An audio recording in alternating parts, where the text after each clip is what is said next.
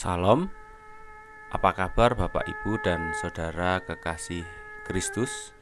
Semoga semua kita di dalam keadaan yang baik dan kiranya damai Kristus beserta dengan saudara-saudara sekalian.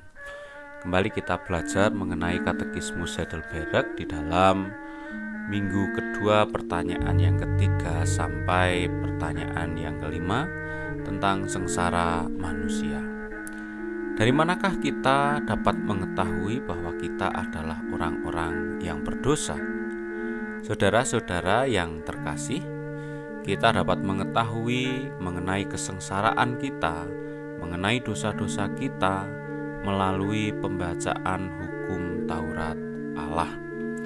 Di dalam Roma 3 ayat yang ke-20, demikian firman Tuhan, sebab tidak seorang pun dapat dibenarkan di hadapan Allah karena melakukan hukum Taurat, karena justru oleh hukum Taurat orang mengenal dosa. Lalu apakah sebenarnya yang dituntut di dalam hukum Taurat itu?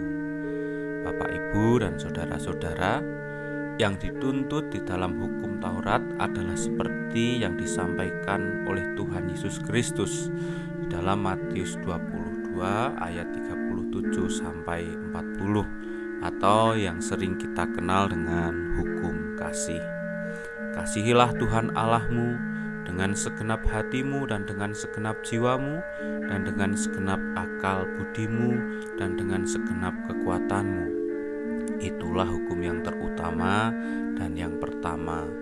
Dan hukum yang kedua yang sama dengan itu ialah kasihilah sesamamu manusia seperti dirimu sendiri. Pada kedua hukum inilah tergantung seluruh hukum Taurat dan kitab para nabi. Saudara-saudara sekalian, dari membaca hukum Tuhan inilah kita disadarkan bahwa kita tidak dapat melakukan semua ketetapan Tuhan dalam kesempurnaan. Mengapa demikian? Karena menurut kodrat kita, manusia cenderung untuk membenci Allah dan sesama manusia.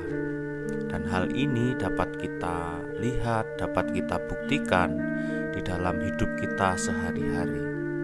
Lebih ringan bagi kita untuk menjauhi hukum Tuhan, hidup sekehendak hati kita, hidup di dalam dosa, daripada menaati semua perintah-perintah Tuhan.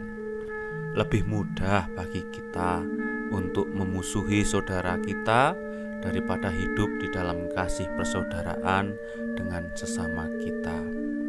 Hal ini membuktikan bahwa kita tidak dapat hidup di dalam kesempurnaan dalam hukum-hukum Tuhan. Saudara-saudara yang kekasih, hal ini mengingatkan kita agar kita senantiasa sadar akan dosa dan kesengsaraan kita.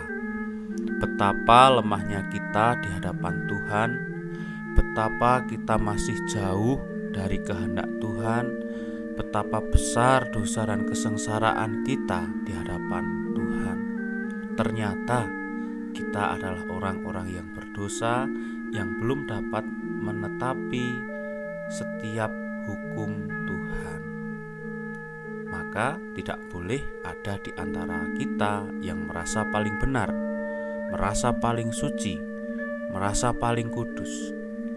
Namun hendaknya setiap kita hidup dalam kesadaran, dalam kerendah hatian, hidup dalam kasih kepada Tuhan dan kasih kepada sesama kita. Amin. Tuhan Yesus memberkati.